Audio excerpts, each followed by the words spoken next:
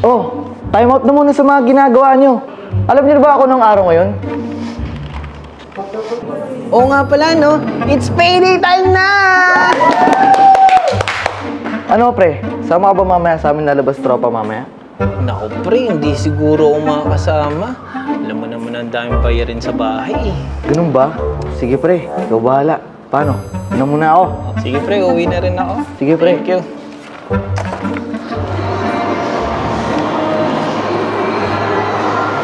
Naku, paano na naman namin ito pagkakasyahin?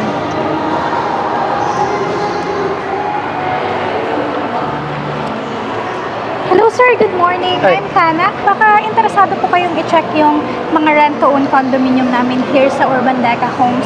Actually, may promo po kami ngayon and for only 10,000 cash out, pwede na po kayong mag-reserve ng sarili nyong unit. And good news dahil nag-offer din po kami ng direct pag-ibig financing. Sige miss, salamat dito. I-check namin to ng misis ko, i-review lang muna namin ha. Okay, Thank you.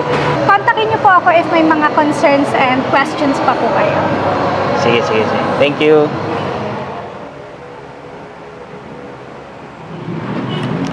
Mahal, dito na ako.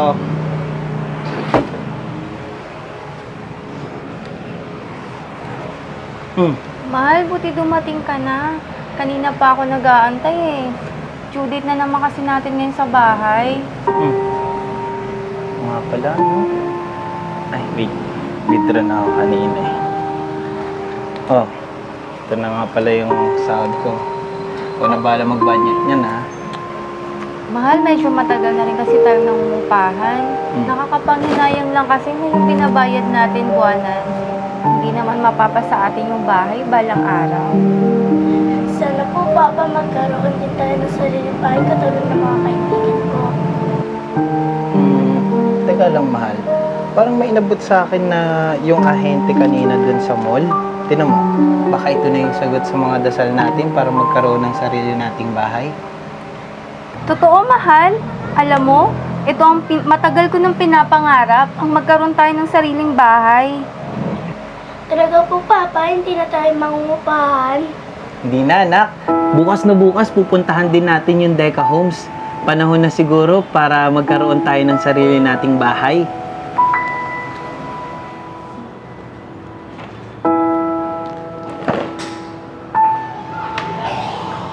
Hello sir, good afternoon. Good afternoon. Oh, ako nga pala yung nabutan mo ng flyers dito sa mall nung nakaraan. Mag-i-inquire sana kami nung misis ko para dun sa unit na ino-offer mo. Oh, I see. Naalala ko nga po pala kayo. Pero bago po ang lahat, ipakita ko po muna sa inyo yung building structure namin and also yung dressed up unit. Let's go.